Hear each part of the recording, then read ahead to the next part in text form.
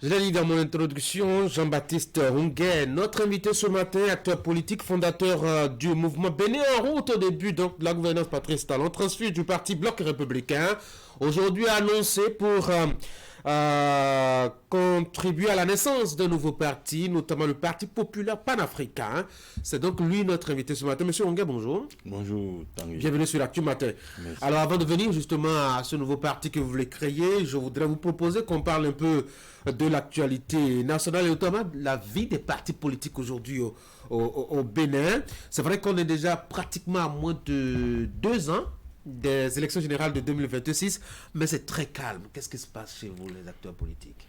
Bon, je ne sais pas ce qui se passe dans les autres partis, puisque n'étant pas membre de ce parti. C'est quoi, vous n'avez aucun ami là-bas que vous appelez, avec qui vous discutez, pour comprendre pourquoi est-ce que ça tourne pas rond? Nous voyons ces derniers temps la dénonciation de l'actualité brûlante de ces derniers jours, à savoir l'affaire présumée de tentative d'atteinte à la sûreté de l'État. Les partis ont commencé par se remuer et puis les instances dirigeantes de ces partis ont parlé jusqu'à aller dans les instances décentralisées. C'est heureux que ces partis réagissent. C'est quoi? C'est parce qu'il n'y a pas de sujet, qu'il n'y avait pas de sujet que vous taisez. Vous aussi, vous êtes acteur politique, hein, vous n'avez pas parlé d'eux seulement. Non, nous animons la vie politique, seulement que nous ne faisons pas de communication comme cela se devait, puisque nous sommes en train de préparer notre congrès, donc il était question pour nous de nous soustraire un peu dans l'anonymat pour bien préparer ce congrès-là. C'est pourquoi vous ne nous entendez pas parler. Et vous voulez être au rendez-vous de 2026? Nous serons au rendez-vous de 2026. Mais pourquoi est-ce que justement on ne vous entend pas sur des sujets assez importants concernant 2026, comme par exemple le code électoral? Vous m'avez invité ici il y a quelques mois et j'en ai parlé. J'ai demandé que ce code électoral ne pouvait pas nous amener à bon port, qu'il faille revoir la copie. Il faut relire ce code électoral pour permettre la quiétude du peuple. Qu'est-ce qui vous dérange dans le code actuel? Non, ce code actuel, dans beaucoup de ces articles-là, sont chrysogènes et je souhaiterais que le chef de l'État, puisque à sa descente, nous devons l'auréoler parce qu'il a fait beaucoup pour ce pays. Il faut qu'il laisse le pays dans la paix aussi. Parce que, vous savez, les Béninois sont habitués aux élections qui se terminent souvent dans des fêtes. Il faut que les élections générales de 2026 aussi se terminent dans Mais pourquoi vous vous adressez à Patrice Talon? C'est pas lui qui vote les lois. Non, je crois qu'il est le chef de la majorité. Le chef de la majorité, il peut, de sa présidence, il peut parler aux députés de sa majorité pour faire un geste au peuple béninois et non aux députés. Il faut qu'il fasse un geste au peuple béninois pour que ces élections se passent dans la paix, dans la tranquillité et que, à l'issue de ces élections-là, qu'on n'attende pas que telle personne, à tel endroit il y a eu violence, à tel endroit il y a eu violence. Nous ne souhaitons pas ça. Et désormais, c'est vrai que c'est la chanson, la rengaine depuis 2019 des partis de l'opposition, l'inclusion concernant les élections au Bénin. Vous pensez que ce sera inclusif en 2026? Les élections générales de 2026 sera inclusive. Seulement, il y a certains détails qu'il faut revoir. Quels sont les détails auxquels vous pensez? C'est ça le code électoral. C'est seulement le code électoral que vous dérange? Il faut revoir l'opposition a parlé de la configuration, par exemple, de la Sénat. C'est un sujet qui ne vous intéresse visiblement pas. Bon, si nous faisons de bonnes élections et que nous élisons un bon président reconnu par le peuple, il n'y a pas de problème. Au Sénégal, je crois que c'est le ministère de l'Intérieur qui organise les élections là-bas. Ceux qui sont au pouvoir aujourd'hui n'avaient pas de cadre au ministère de l'Intérieur. Donc le problème n'est pas la Sénat ou la Cour constitutionnelle. Lorsque les élections se passent et que le peuple vote massivement pour son candidat, la Sénat ne peut pas donner un autre résultat. La Sénat donnera le résultat issu des votes. Quel sera l'enjeu principal de 2026? L'enjeu principal de 2026, c'est le renouvellement du président de la République. C'est ça qui focalise. C'est ça seulement qui vous focalise et qui focalise votre attention aussi. C'est ça qui focalise l'attention, que tu sois béninois, que tu sois togolais, que tu sois là. C'est l'élection du président de la République qui focalise les attentions. Pour les députés, nous savons que c'est l'élection de plusieurs personnes à la fois. Les municipales, c'est l'élection de plusieurs personnes à la fois. Mais le centre de décision nationale, c'est la présidente de la République. Donc c'est ça qui fait que tout le monde a ce regard-là pour que ce soit mon candidat qui passe. Ça, et comment est-ce que vous observez cette échéance-là venir? Et je l'observe avec beaucoup... Je parle du parti. Oui, je l'observe avec beaucoup de circonspection. Pourquoi? Circonspection parce que, je vous assure, j'ai participé à beaucoup d'élections dans ce pays. Et je souhaite que ces élections prochaines se passent dans la paix et dans la quiétude. Vous vous retrouvez samedi prochain donc pour mettre sur pied votre parti, le Parti populaire panafricain. C'est déjà quoi l'affaire? Le Parti populaire panafricain, parce qu'enfin, il faut donner la parole au peuple. Tous les partis politiques non, il faut donner la parole au peuple. Se réclament du peuple. Il faut donner la parole au peuple parce que pour nous, les anciens ouvriers politiques deviendront des acteurs politiques. Et c'est le bas peuple, des gens que vous ne connaissez pas, des gens que vous n'avez jamais vus, des gens qui n'ont pas, disons, un charisme que vous voyez, mais qui sont pétris de compétences dans divers domaines.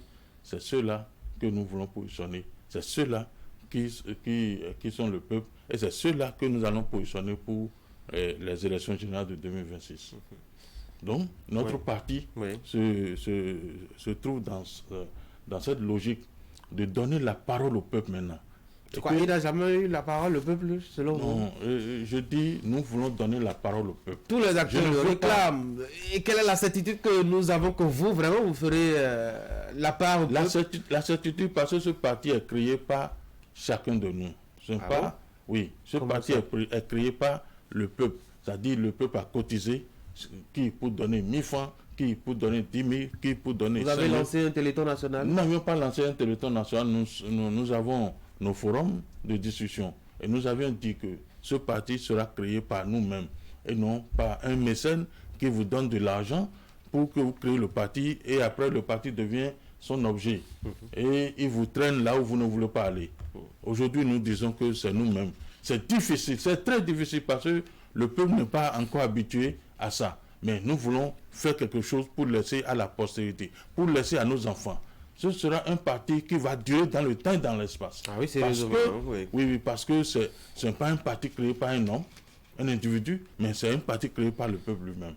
Et vous dites que vous êtes centriste sur l'échiquier politique national? Non, nous avions dit que nous constituons la troisième voie. Parce que nous avons la voie, la mouvance aujourd'hui, et l'opposition qui est là. Mais nous venons avec une nouvelle offre. C'est quoi la spécificité, ça? Être une troisième voie, ne pas être de la mouvance, ne pas être de l'opposition? Quelle est la particularité? Pour nous, l'homme sera au cœur de nos actions. Nous sommes de la gauche humaniste. Et puis notre devise, c'est le patriotisme. Le patriotisme sera ancré dans les comportements. Et comment ça va se faire? Comment le parti va procéder? Vous allez faire des séances d'éducation, de sensibilisation? Comment ça va se passer? Oui, nous faisons des formations déjà. Il y a eu des formations. On devait aller au congrès depuis, mais nous pensons que avant d'aller au congrès, il faut former les militants, il faut former les futurs leaders de ce pays. Donc nous avions procédé à des formations. Il y a des gens qui sont venus former nos leaders. Et aujourd'hui, chacun de ces leaders est aguerri pour vraiment la marche vers notre destinée. Est-ce que la troisième voie dont vous parlez n'est pas peut-être une position issue peut-être de votre déception de la gouvernance Patrice Talon, ou peut-être éventuellement de votre déception de n'avoir pas été suffisamment sollicité, et surtout votre manque de courage d'aller officiellement et ouvertement vers l'opposition? Non, et je ne suis pas déçu de la gouvernance du président Patrice On sait que vous avez travaillé sérieusement à son avènement, oui, mais que vous avez connu des déboires, vous aviez été en prison, ça peut être un gros coup sur votre cœur. Et puis vous avez commencé peut-être à vous dire, bon, il vaut mieux me retirer, mais je n'ai pas suffisamment de courage pour aller directement à l'opposition, donc je reste au milieu. Vous savez, ce que le président Patrice Talon a donné au peuple béninois, qui est très cher, c'est la réforme du système partisan. Ce système partisan, et je prie le chef de l'État à laisser véritablement les partis compétir pour une première fois qu'un parti élise un président en son sein.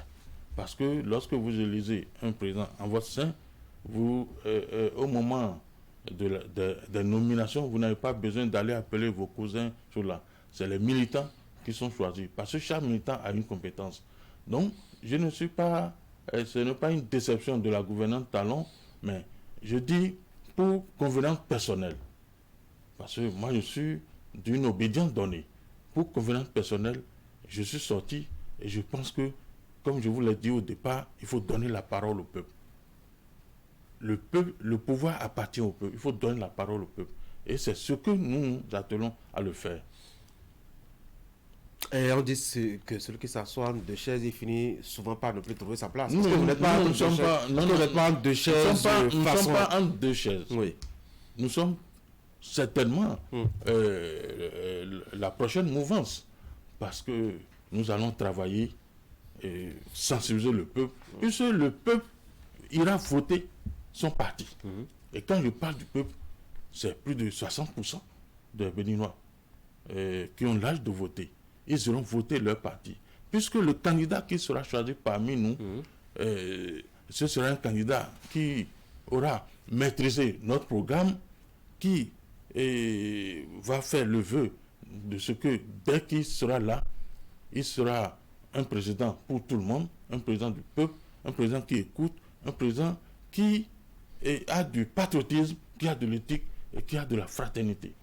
Quel rôle vous voulez jouer en 2026? Vous allez avoir votre candidat? Vous allez chercher l'oiseau rare? Comment ça va se faire? Nous allons avoir... chercher l'oiseau rare, là, c'est ça qui nous tue. C'est ça qui tue le Béninois. Même vous qui êtes là maintenant, vous allez proposer ma candidature? Si vous êtes de notre parti et que nous voyons vos aptitudes, nous voyons votre passé, nous voyons ce que vous êtes, nous pouvons vous proposer comme candidat. Parce qu'il y a un génie en vous que vous ignorez. Ouais. Personne n'est chef de l'État. Au fil du temps, on apprend et puis on exerce le pouvoir.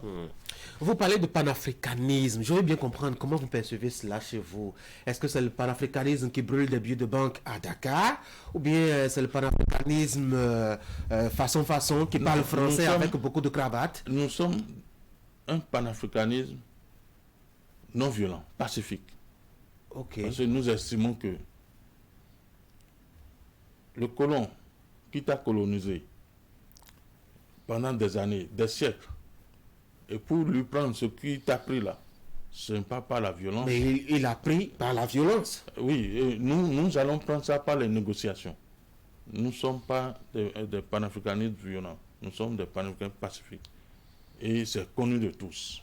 Et qu'est-ce que vous voulez prendre aujourd'hui au blanc? Mais d'abord, décoloniser notre éducation, renégocier tout ce qui est contrat depuis avant les indépendances, pendant les indépendances et jusqu'à ce jour, et faire en sorte que le Bénin, puisque le Bénin sera prospère, puisse avoir, puisse tutoyer, comme le dit le chef, puisse tutoyer sa monnaie. Vous admirez Sonko, le Sénégalais? Vous admirez Sonko, le Sénégalais? C'est un programme presque identique qu'il a proposé. Oui, je l'admets, puisque... il vous inspire? Il nous inspire beaucoup. Ah, d'accord. Il nous inspire beaucoup. Qu'est-ce qui va se passer le samedi prochain? Le samedi passé, c'est que nous avons... Le samedi prochain. Le samedi prochain, voilà. Nous aurons des invités de marque qui seront à ce congrès-là. Et c'est pourquoi je voudrais inviter le peuple béninois à venir massivement à ce congrès. Le congrès aura lieu à Calavi, à Conville, dans la salle de fête, le privilège. Vous allez faire beaucoup de publicité par ici. Hein. Nous aurons un invité, un panafricaniste convaincu qui, et je vais peut-être taire le nom ici, pourquoi? Qui viendra de la Côte d'Ivoire. Ok. Qui viendra de la Côte d'Ivoire, qui viendra rehausser Laurent Gbagbo? Bon, c'est vous qui le dites. Moi, je vous pose la question. C'est vous qui le dites. D'accord. Et donc, vous allez parler des mots de l'Afrique, comment être indépendant, etc. à cette occasion-là, certainement.